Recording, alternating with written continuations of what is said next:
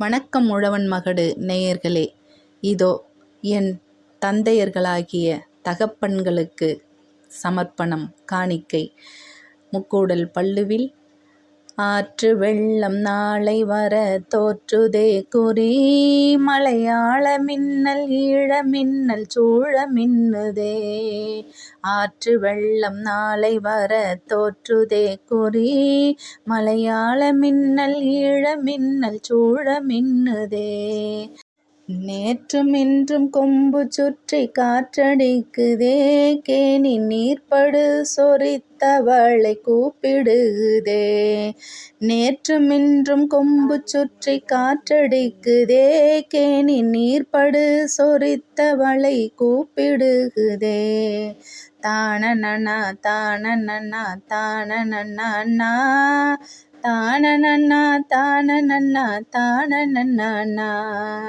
சேற்று நண்டு சேற்றில் வலை ஏற்றடைக்குதே, மழை தேடி ஒரு கோடி வானம் பாடியாடுதே. சேற்று நண்டு சேற்றில் வலை ஏற்றடைக்குதே, மழை தேடி ஒரு கோடி வானம் பாடியாடுதே. போற்று திருமாலழகர் ஏற்ற மாம்பண்ணை, சேரி புள்ளி பள்ளர் ஆடி பாடி துள்ளி கொள்வோமே. போற்று திருமாலழகர் ஏற்ற மாம்பண்ணை, சேரி புள்ளி பள்ளர் ஆடி பாடி துள்ளி கொள்வோமே. தானனனா தானனனா தானனனா தனனனான தனனனான தானனனா தனனனான தானனான தானனனா. நேயர்களே, இது எங்கள் உழவன் தந்தைகளுக்காக பாடிய பாடல். இதில் நிறை குறைகள் இருப்பினும் சற்றே பொறுத்தருள்க.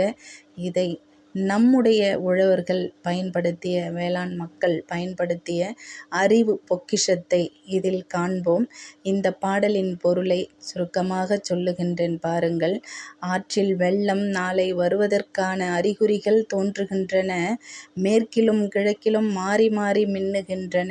ஈழ நாட்டிலிருந்தும் மலையாள நாட்டிலிருந்தும் மின்னல் மாறி மாறி மின்னுகின்றது. நேற்றும் இன்றும் மரக்கொம்புகளை சுற்றி சுற்றி காற்று வீசுகின்றது. இதனால் அந்த மரக்கிளைகள் எல்லாம் இந்த காற்றில் அசைந்து சுற்றி சுற்றி ஆடுகின்றது. கேணியில் இருக்கும் தவளைகள், இங்கு கேணி என்பது கிணற்றையும் குறிக்கும். கழனி என்ற நிலத்தில் இருக்கின்ற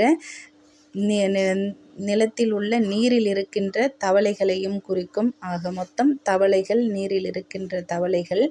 அது மழை வந்தால் கத்தும் இல்லையா? தவளை கத்துது, ரொம்ப சத்தம் போடுது, அதனால் மழை வரும்னு சொல்லுவாங்க. அப்படிப்பட்ட அந்த கேணியில் தவளைகள் மழை வருக வருக என்று கூப்பிடுகின்றன.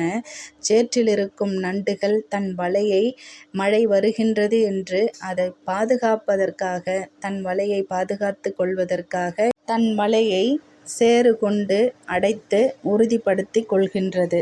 மழை நீரை உண்ணும் வானம்பாடி பறவைகள் வானத்தில் பறக்கின்றன.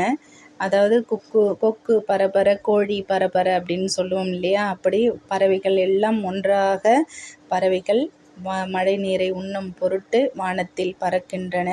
அழகருக்கு, கள்ளழகராகிய திருமாலுக்கு ஏற்றம் தரும் பண்ணைச்சேரி பள்ளர்கள் துள்ளி ஆடுங்கள் என்று